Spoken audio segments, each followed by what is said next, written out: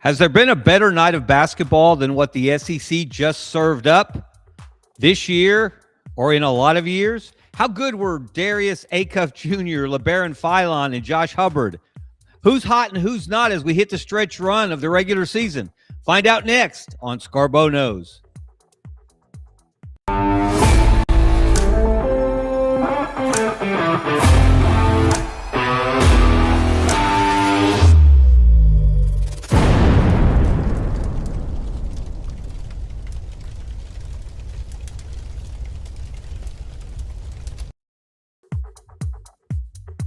They were burning down the house last night. Last night being Wednesday, February 18th, 2026. Today being February 19th, 2026. And we are still shaking in awe, somewhat in disbelief at what we witnessed across the Southeastern Conference last night. One of the special nights in SEC basketball history. Indelible individual performances, incredible team comebacks, shakeups in the standings. It had it all. If you love basketball, you had to love last night because it was ready, aim, and fire. And when I say fire, I mean on fire all night long, from Tuscaloosa to College Station to Columbia, Missouri to Starkville, Mississippi. It was a special night of basketball, and we're going to break it all down here on Scarbo Knows. Hello, everyone. I'm Kevin Scarbinsky. This is Scarbo Knows. Thank you for tuning in on the Sidelines.live network. Executive producer Brendan Martin steering the ship as always. Check out all the great shows on the network, and make sure you check out our sponsor, Money Management Services, Birmingham's financial services firm since 1992. We'll hear from my friends, the Rice family, later in the show. But let's dive into it. Let's not tarry. Let's get right to the lead. And it was the game of the year in SEC basketball, in college basketball. Yeah, the Big 12's had a great year. And yeah, Duke's doing great things as usual. And the Big 10 is a lot of fun, especially at the top with Michigan. But no one has put together a night like Alabama and Arkansas did last night in Tuscaloosa, in Coleman Coliseum. The final score in double overtime, Alabama 117, Arkansas 115. And how memorable was that? It was the second most combined points in SEC history. The Tide and the Hogs put up 232 points in 50 minutes of exhilarating basketball. That's the second highest point total in Alabama history, 117. They scored 123, I think it was, against South Florida decades and decades ago. And for Arkansas, this is an incredible stat. I found this from our friends at OptaStats on Twitter. They are the only Division I team in the last 30 years to score 115 or more points, turn the ball over fewer than 10 times, and lose the game. That is hard to believe. And John Calipari in the postgame press conference had a look of disbelief on his face as he looked through the stat sheet and read off all the incredible numbers that the Hogs put up. And somehow, despite leading by 14 in the first half, despite leading by 10 at the half, despite having a double-digit lead in the second half, the Razorbacks found themselves on the short end of their what is that, 6th or 7th straight loss to Alabama. Seems like every one of those games is a great game that goes right down to the wire. That's been a great rivalry ever since Arkansas joined the SEC back in 1992. And this game, in a lot of people's minds, if you've been watching SEC basketball for any length of time, you had to flash back to March 14th, 1992, that first SEC tournament with 12 teams after Arkansas and South Carolina joined the conference. And right here in Birmingham, at the old Birmingham Jefferson Civic Center Coliseum, in the semifinals that year, you had Alabama with Robert Horry, Latrell Sprewell, James Hollywood Robinson, all first-round NBA draft picks. You had Arkansas with Todd Day, Lee Mayberry, Oliver Miller, all first-round NBA draft choices. You had iconic coaches, Wimp Sanderson for Alabama, Nolan Richardson for Arkansas. And that game may be the greatest game in SEC history, certainly given the stakes. Last night, of course, was a regular season game, which is why you have to kind of give the 92 SEC semifinal the nod here. But that game went down to the wire. And with all that NBA talent on the floor, at the very end, Elliot Washington, Alabama's point guard, took a pass from James Hollywood Robinson, still one of the most amazing plays in SEC history because, as Wimp Sanderson used to say, Hollywood wouldn't pass the ball to his mother if she were open. And yet somehow he found Elliot Washington all alone in the corner. He drained a three. Alabama won the game 90-89. And you got that same kind of feel last night. Your heart was pumping. Your brow was sweating. And that was if you were just watching it on television.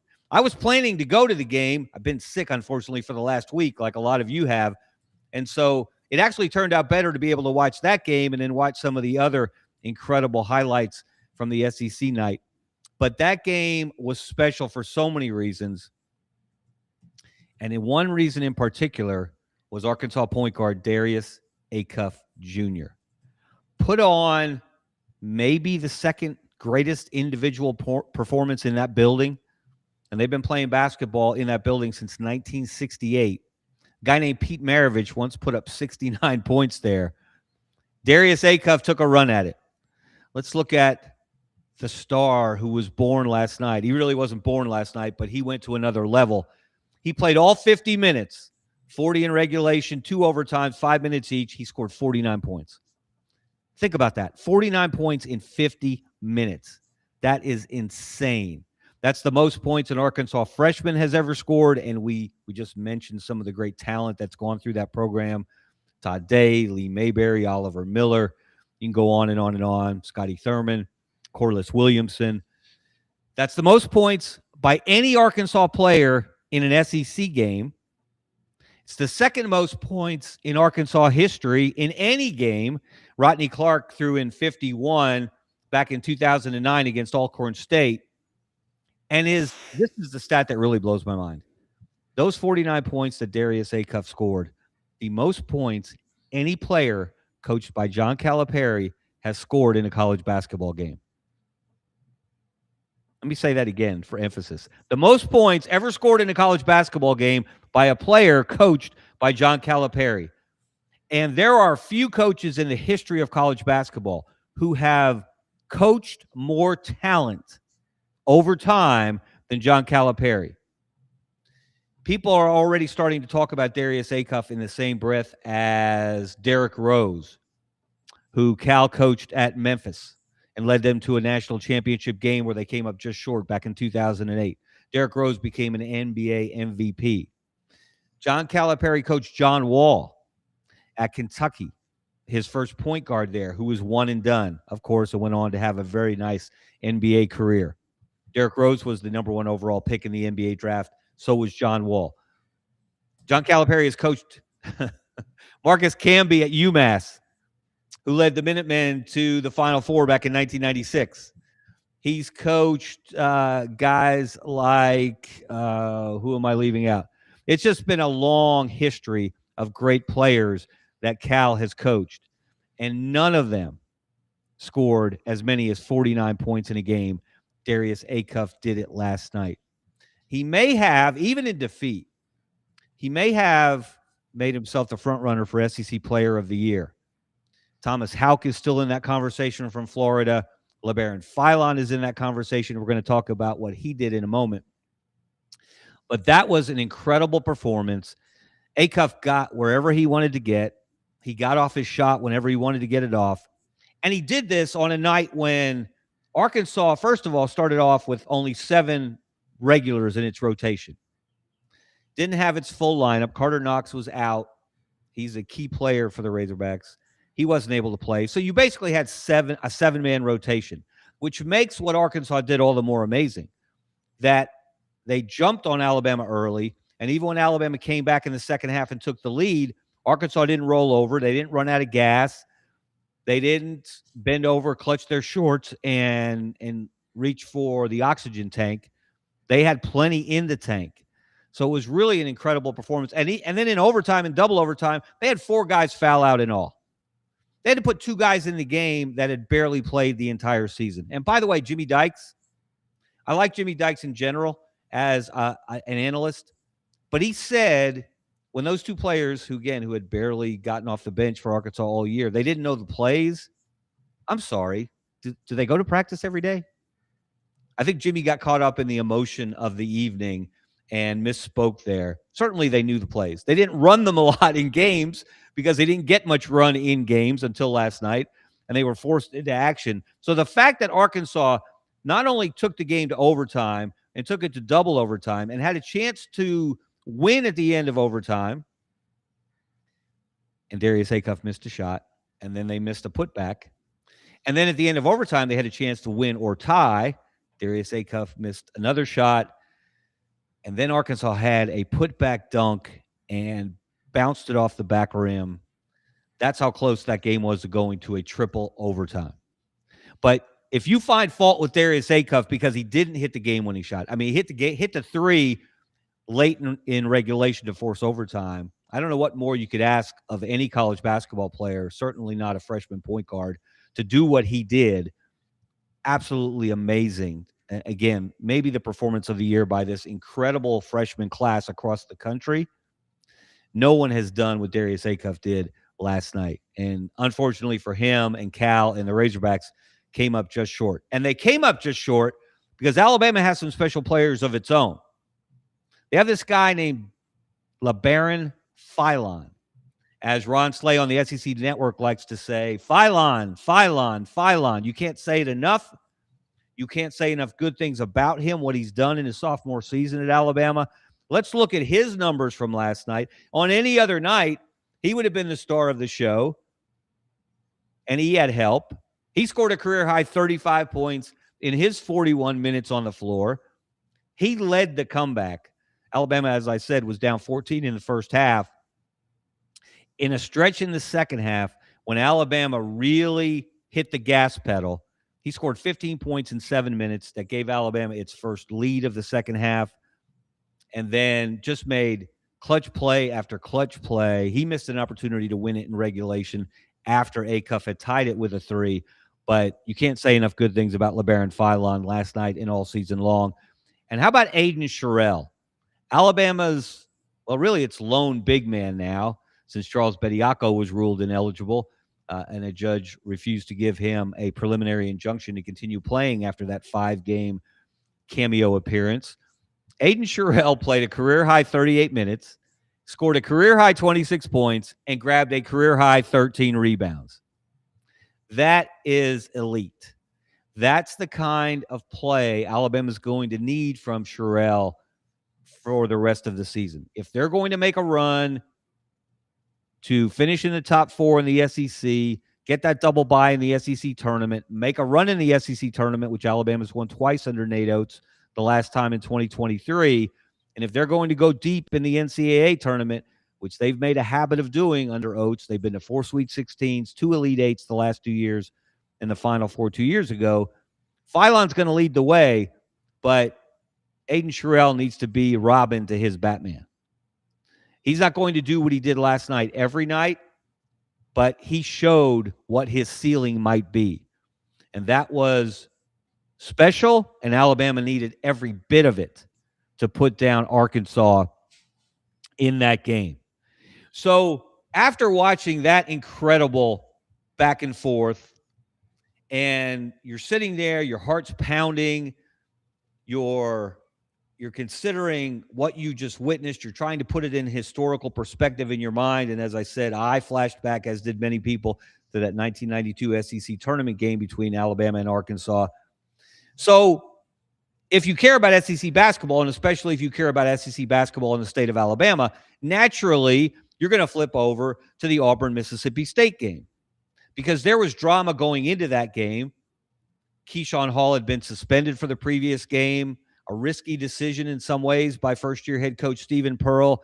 How would Hall respond? How would the team respond? Auburn had lost 4 straight games going in to that trip to Starkville.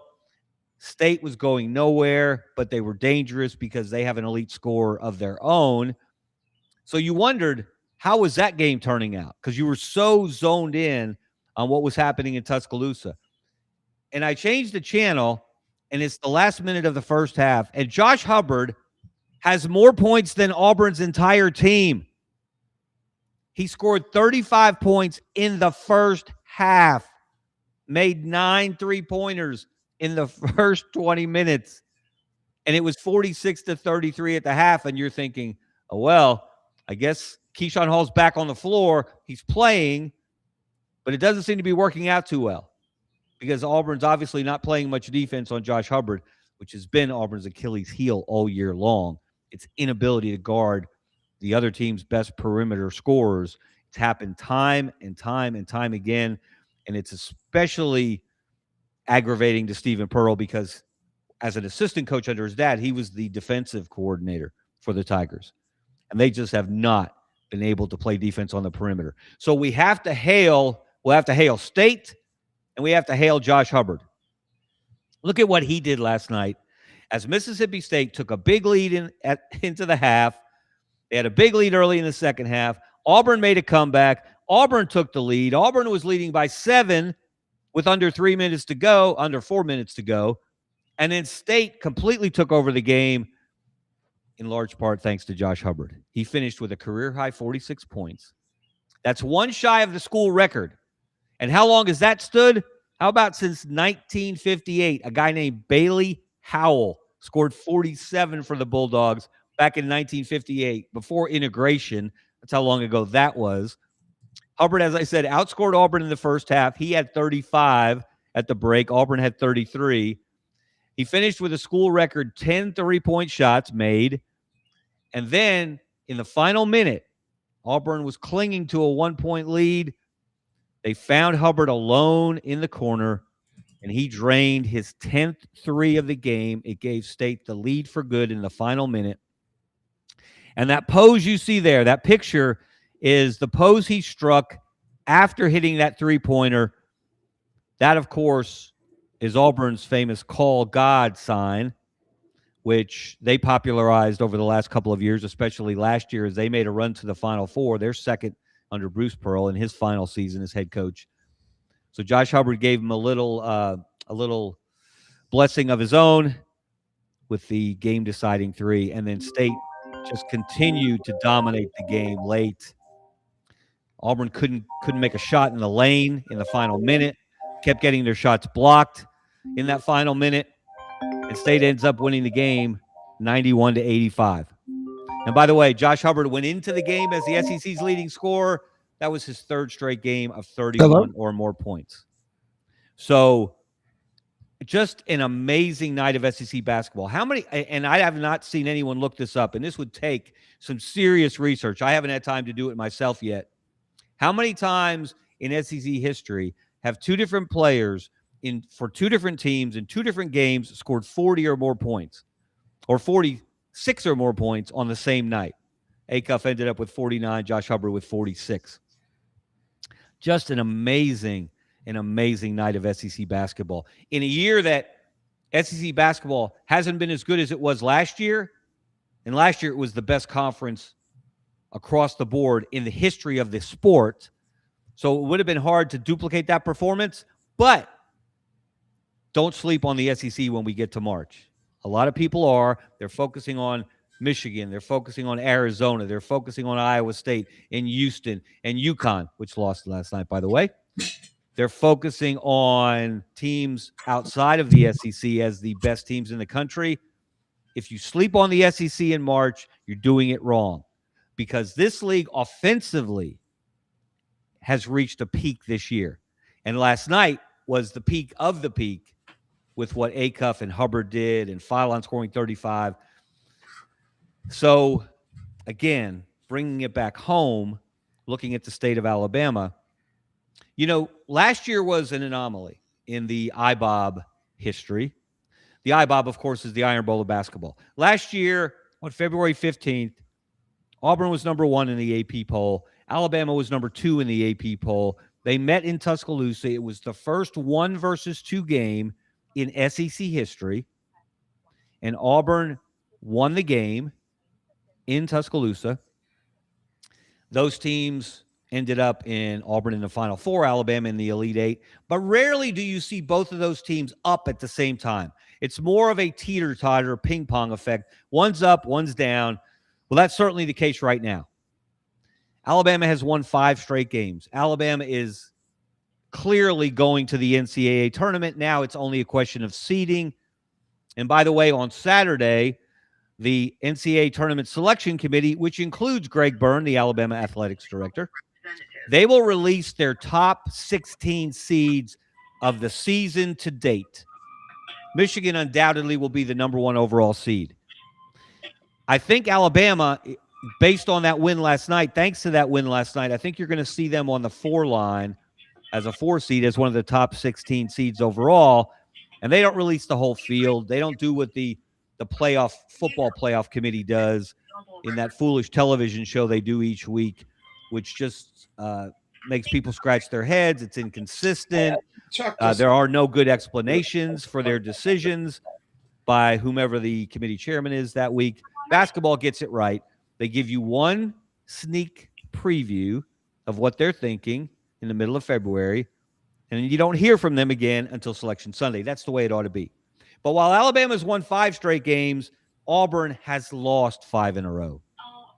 It has lost all the mojo that it displayed, that it earned, that it gained from that incredible win in Gainesville when they beat Florida for the first time in 30 years in that building. And now they are going in the wrong direction. 5 straight losses, again, while Alabama's won 5 in a row. This is not a good place to be when you get in late February. When you start losing games, when you need wins to bolster your NCAA tournament resume. And Auburn's metrics are still really strong because of the strength of schedule, the number 1 schedule in the country that they've played. Doing good, buddy. How are you? Brendan, I'm hearing you in the background. Because they played the number 1 strength of schedule in the country, their metrics are strong. We know the wins they have. They've beaten Arkansas. They've beaten Florida. They've beaten St. John's, et cetera, et cetera, et cetera. Even their losses have come, I think it was going into last night, and Mississippi State does not fit into this category, but 8 of Auburn's now 12 losses have come against teams that were ranked in the top 19 in Ken Pom. At some point, though, you have to win basketball games. At some point, 14-12 is not going to get it done. And that's where Auburn sits at this point. And you saw it again last night. It started to creep in during this losing streak.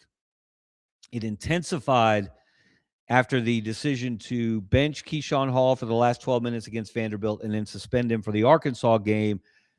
And Arkansas fans, they're grumbling for different reasons. They think the officiating wasn't quite level in Coleman Coliseum last night. But Auburn fans are grumbling about the hire of Stephen Pearl. Now, look, we can revisit that if you like. Was it an ideal situation? No. Did Bruce Pearl engineer the circumstances to ensure that his son would get the job by retiring on the first day of basketball practice? Of course he did. We can, of course, acknowledge that that was not a smart thing to do from the standpoint of where Auburn has been as a basketball program. They've been one of the better programs in the country, one of the better programs in the SEC for a period going back to 2017, 2018. They've won 5 SEC titles in that time, more than anybody else in the league. They have been to 2 Final Fours in that time, more than anybody else in the league. They had put themselves in a position where they could conduct a national search for a head coach. And undoubtedly, they could have hired someone with more head coaching experience than Stephen Pearl. Now, Stephen had positives going for him because he was a part of this incredible era of Auburn basketball. He moved up through the ranks. He became his dad's right-hand man. He graduated to defensive coordinator, associate head coach. He was the designated heir apparent, clearly whom Bruce Pearl wanted to succeed him. But for the good of the program, to do it the right way, Bruce Pearl should not have waited till the first day of basketball practice to step down. John Cohen should not have walked down the hall and given the job to Stephen Pearl with a 5-year contract. They should have inquired, and they should have had the opportunity to inquire at the end of last season to see who might have been interested in the job. I have a hunch there would have been a lot of quality head coaches with far deeper resumes than Stephen Pearl available. But all that is in the past. You can't change the past. So now you have to evaluate Stephen Pearl on the job he's done. And I said it from the start. I think this roster was under-talented. It was certainly weak on the interior. And if Stephen Pearl got this bunch into the NCAA tournament, we would have to give him kudos for a successful first season. But that is certainly in jeopardy now with 5 games left in the regular season. You're not going to fire Stephen Pearl when this season's over, nor should you.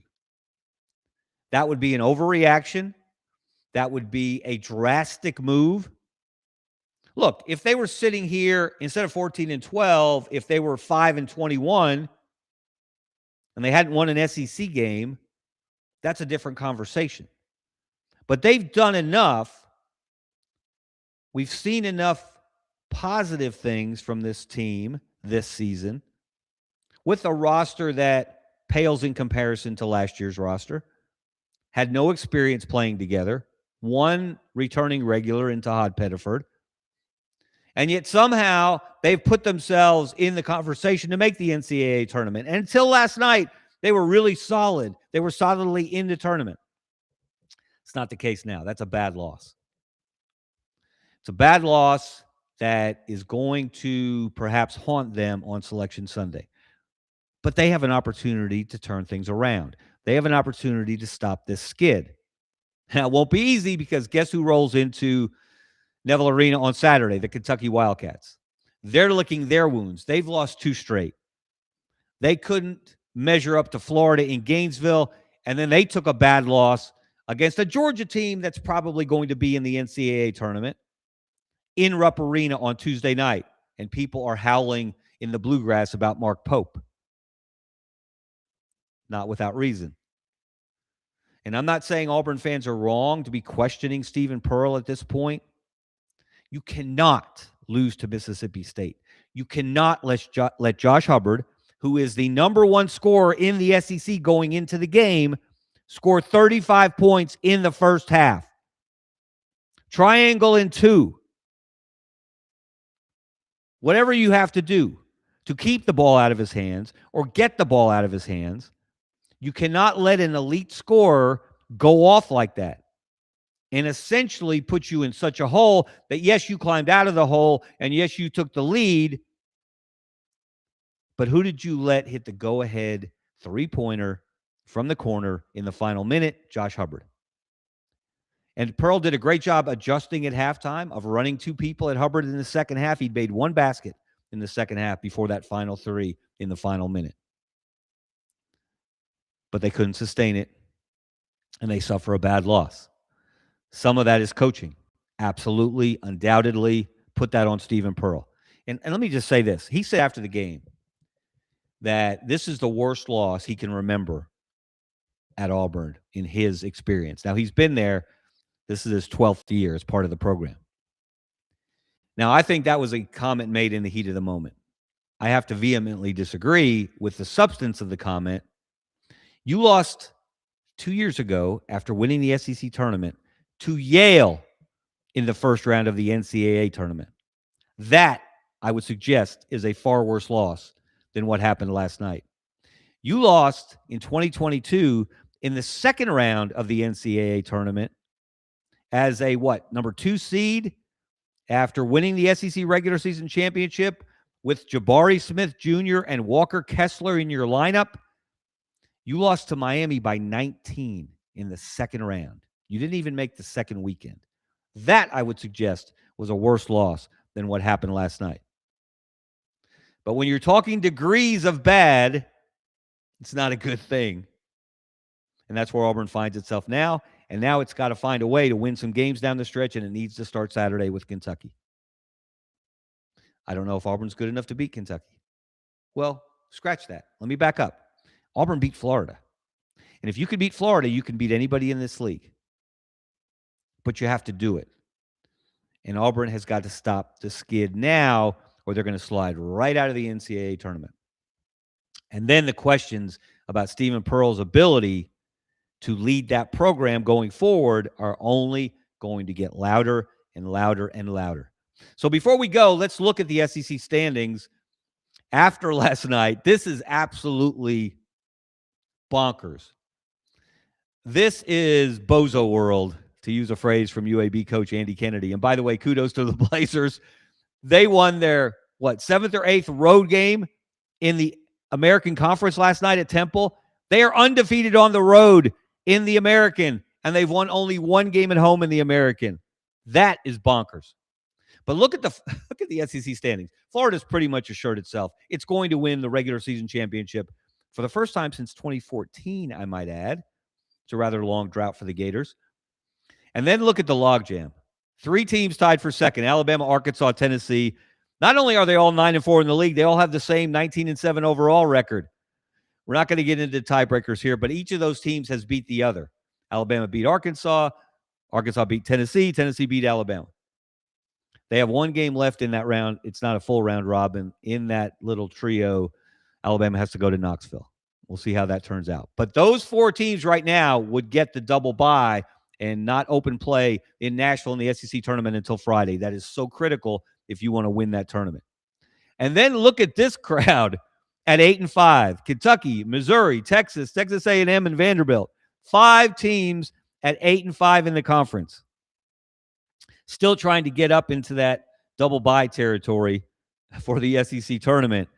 That Missouri-Vanderbilt game last night, after the Auburn game, Missouri had put it on Vandy. Vandy made a late comeback, and Vandy took a shot from half court at the buzzer that would have won the game. And if it missed by more than an inch or two from going down, my math is off.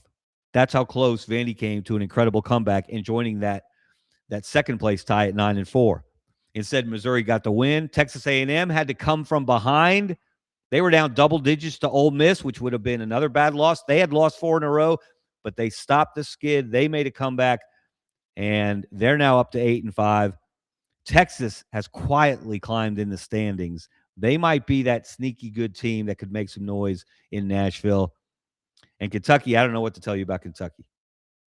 You can't lose to Georgia at home in mid-February and satisfy the Big Blue Nation. Can't lose many games at Rupp Arena ever and satisfy the Big Blue Nation. And then Georgia's next. Those 9 teams on the left of your screen, they're probably in the NCAA tournament, barring some weirdness between now and Selection Sunday. Georgia also probably in. The SEC's looking at 10 or 11 teams in the tournament again. Not as many as their record of 14 last year, but not far off. And then you get to Auburn. Auburn is a bubble team right now. I didn't think that was true before last night, but I think it's absolutely true right now. They're on their longest losing streak in a decade. 10 years ago, under Bruce Pearl and his second year as head coach, they lost 7 in a row, and now they've lost 5 in a row. They've got to stop the bleeding. And I don't know if they can, because Keyshawn Hall came back last night, played very well, scored 29. I think he also had about 10 rebounds, had a double-double. Todd Pettiford had another nice night. Keyshawn Murphy played his tail off, and they still came up short because they're just not good enough defensively. And unlike Alabama, they can't overcome their defensive deficiencies by outscoring people the way Alabama did Arkansas last night. I'm out of breath. I'm out of words. I'm glad we were able to add to our memories of great nights in SEC basketball history last night. There's only more to come as we get down to the end of the regular season, as we find out who's going to the NCAA tournament, and we see who else is going to join this list of who's hot. We know who's not. That would be Auburn. We know who's hot. That's Alabama, Josh Hubbard, and Darius Acuff. Hey, thanks everyone for watching today. This is Scarbo Knows. I am Kevin Scarbinsky. Thank you to Brendan Martin executive producer extraordinaire on the Sidelines.live network. Thank you to you for watching. If you watch us on YouTube, really appreciate it if you'll subscribe to the channel. And thank you to our sponsor, Money Management Services, the Rice family. They've been in business since 1992. Good friends of mine. They'll take great care of you. Let's hear from them next. Have a great day, everyone. See you.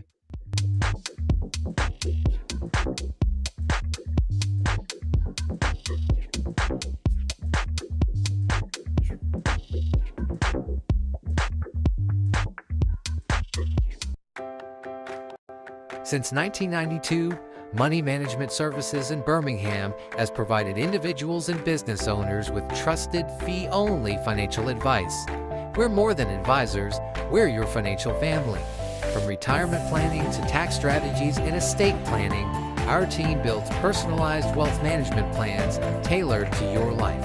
At Money Management Services, we treat you like family, because when you walk through our doors, you become part of ours.